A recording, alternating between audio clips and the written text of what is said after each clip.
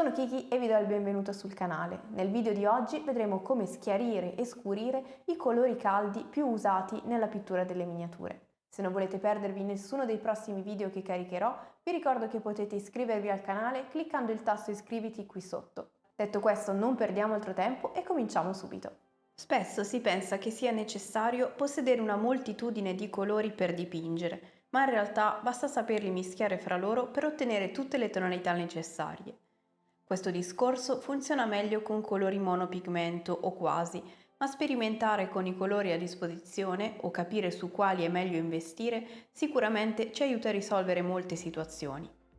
Per questo non parlerò di marche specifiche oggi, ma ci tengo più che altro a mostrare quanto sia facile schiarire e scurire i colori per ottenere luci e ombre da usare nei modelli.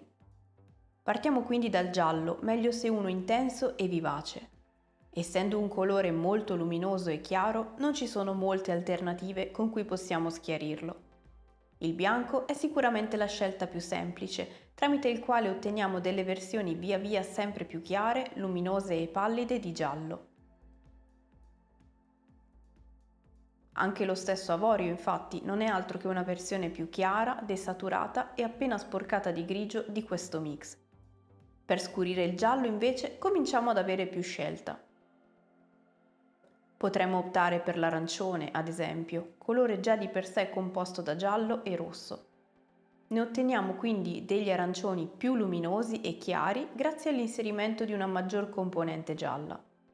Tutt'altro risultato otteniamo invece se inseriamo una piccolissima parte di nero, che nella maggior parte dei casi si tratta di nero carbon black, e che di conseguenza riesce a dar vita a bellissime tonalità di verde oliva più o meno chiare. Ovviamente, se scegliamo di scurire così, dovremo inserirne davvero pochissimo per far sì che il colore sembri davvero un'ombra credibile del nostro giallo. Passiamo ora ad un giallo arancione, lo spicchio sulla ruota appena sotto il giallo. Come visto sopra all'inverso, possiamo schiarirlo utilizzando del giallo per ravvivarne quella parte e ottenerne delle versioni via via più brillanti e luminose. Allo stesso modo però possiamo invece schiarirlo con il bianco o l'avorio per ottenere delle versioni pastello che con una punta di blu diventerebbero ottimi incarnati. Per scurirlo possiamo ovviamente optare per l'inserimento di una maggior percentuale di arancione, fino a portarlo ad un arancione più pieno e corposo. Oppure potremmo andare con più decisione a scurirlo con del rosso, per ottenere così sfumature più calde, ma pur sempre luminose di questo rosso arancione. La terza alternativa, che in realtà è molto più ampia di questo singolo esempio, è utilizzare un marrone, più caldo o freddo in base a ciò che abbiamo a disposizione, e ottenere delle ombre per il nostro arancione più spente e scure e quindi più realistiche rispetto a quelle rossastre. Per l'arancione, trattandosi di un colore simile a quello appena trattato, ma che perde una percentuale di giallo, otterremo risultati simili schiarendolo sia con giallo e successivamente con bianco e avorio. In questo secondo caso otterremo dei colori pesca ancora più delicati. La differenza tra le 4 tonalità sopra e queste sotto è leggera, ma si può comunque notare. Anche qui possiamo ovviamente scurire con il rosso, che intensificherà questa componente e riusciremo ad ottenere arancioni più pieni e simili al color mattone.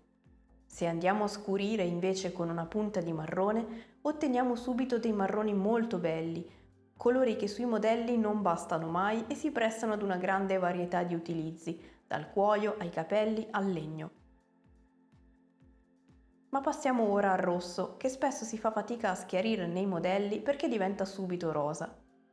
Se lo schiariamo con giallo, otteniamo colori molto simili a quelli visti prima, che via via si avvicinano di più ad un arancione. Se invece lo schiariamo con bianco o avorio, otteniamo diverse tonalità di rosa più o meno pastello. Un'ottima alternativa è proprio creare un mix tra giallo e bianco da usare per schiarire e ottenere una via di mezzo veramente molto bella e versatile. Per scurire, oltre al colore complementare verde, possiamo optare per il nero, sempre pochissimo, per ottenere subito dei rossi scuri molto intensi. Se ad esempio invece scegliamo il blu abbastanza scuro, otteniamo un bordeaux più violaceo del colore sopra, simile al color borgogna.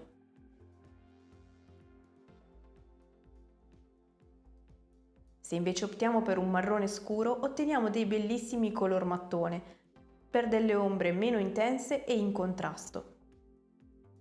Tutti i marroni a disposizione ovviamente possono essere ulteriormente lavorati, come ad esempio questo terra di Siena, dal sottotono giallastro, che se schiarito con del bianco crea ulteriori incarnati chiari, questa volta più spenti rispetto a quelli di prima, grazie alla componente scura già presente nel marrone.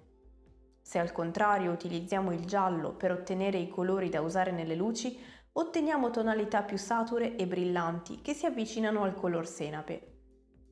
Per ottenere una gradevole via di mezzo possiamo unire bianco e giallo come colore per schiarire, per ottenere dei marroni più brillanti ma più chiari. Come colore per le ombre possiamo in realtà davvero sbizzarrirci e riciclare anche qualche goccia di colore che abbiamo già sulla wet palette. Se ad un marrone chiaro ne uniamo uno più scuro, è facilmente intuibile che andremo a ottenere marroni più scuri.